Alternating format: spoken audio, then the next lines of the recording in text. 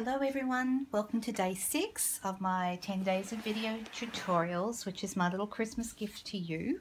I wanted to show you something which is really more of a quick tip today.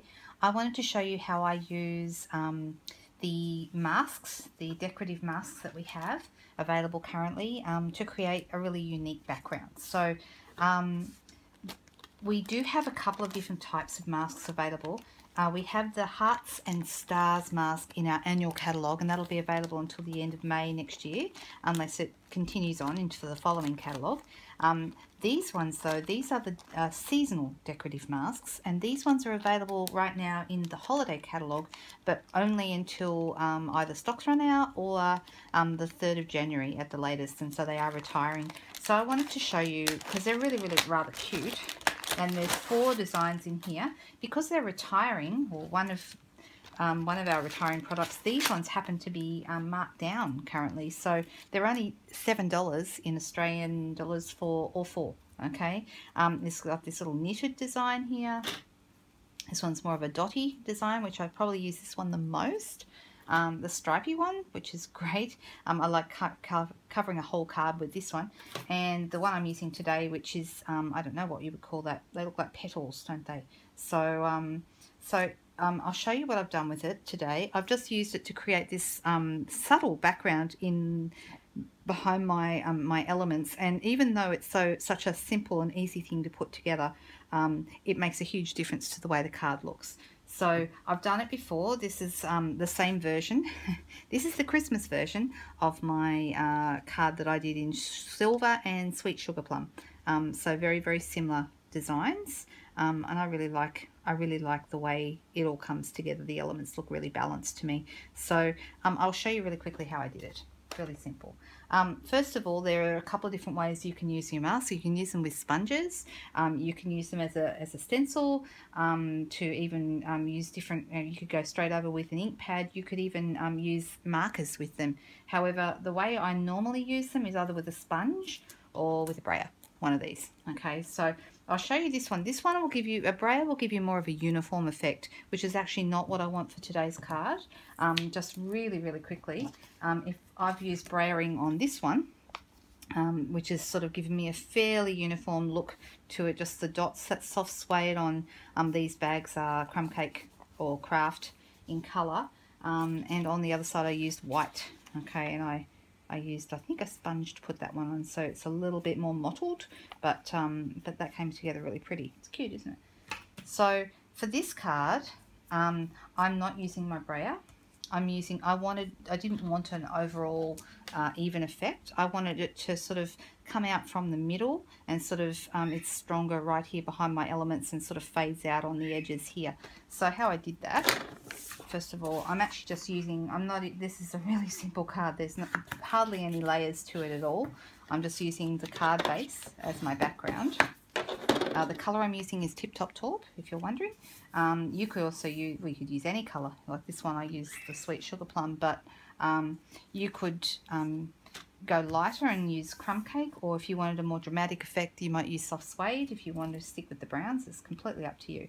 So my elements, if you look here, I haven't got them centered. The whole thing is meant to be a little bit off center. Even these are not lined up straight, and that's as I wanted it. If that really bothers you, if the whole not being completely straight thing isn't for you, then you could certainly line these up straight. No worries. However, the main part of my design is not in the middle, it's slightly to the right. And so I put my mask over the top of my card base. I got myself some white ink, white craft ink, and I used it with my sponge. I've got plenty of ink on that. Now my center, where I'm going to be having it, is around about here, so not right in the middle, but slightly to the right. So I sort of started in that spot, and I fanned it out from there, because I wanted it to sort of look like it's fading over on the edges. You do need to make sure you hold your mask still while you're doing this, and how far you go up or out is completely up to you. I didn't want to go too far. I want the most strong part of my design to be partly behind my flourishes and my elements. So okay, you pick it up at any time and have a little look and see how it's looking. Actually, that's pretty good. I'm going to leave it just like that. All right, so you can see the main part of my design is right here, and it sort of fades out on the edges because what I've done is I've used the sort of strokes and lifted my sponge at the end of each stroke. So that's how I want it. And then my elements would go together really simply. I pop this one here. I've also, these are the Flourish Thinlits, which I probably use more than any other this year. They really are my favourite thing from this current catalogue. If I want to attach these, you could use fine tip glue pen, I suppose, but actually I just want to hold it in place. I don't need it to sit completely glued down. I just want it to stay because most of it will actually be held in place by the other elements. So I just wanted to hold it in place while I do this. The other thing is I cut some from the same set. I cut some little, I want it to be really Christmassy, and I added these. But how I did this, I actually cut these, if you can let me find my scissors. Here they are. I cut these little outside bits off. So hopefully you can see this. So cut those bits off. And then I put a little bit of snail behind this little guy here. And I pop that over so that the less of the green sticks out. And the flower looks like it's more attached. I don't know if you can see that there. Right, and then I pop the whole thing just on here. Obviously I'm going to add a second little red flower. But just so you get the idea, so it goes on like that. It doesn't need to be held on all that well because, like I said, the other elements are going to be held on. I used some of the white edged ribbon, which is in the current holiday catalogue. I just cut a little length of that and cut the ends off on an angle. And I added a little piece of glimmer over the top. You should be getting the idea anyway.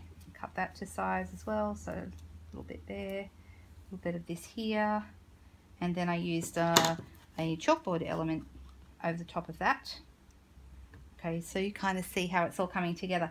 And then I also, just to finish it off, I used a little bit of tasseled metallic thread behind here. It's hard to see probably. I'm just going to try and hold it up for you. I don't know if you can see it when I put my finger under it there. It's just coming out from behind here. Just adds a little bit more of a tasseled element to that. And these little gold bits here, what would you call those? They're just sticky on ones, and they came out of the Stitch with Cheer project kit. I had a couple left over, so I popped them on there into the flower centers. Really easy card, such a simple thing to do. Play with the mask, experiment. Don't forget these particular designs are only available till the end of this catalogue, which finishes on the 3rd of January 2017.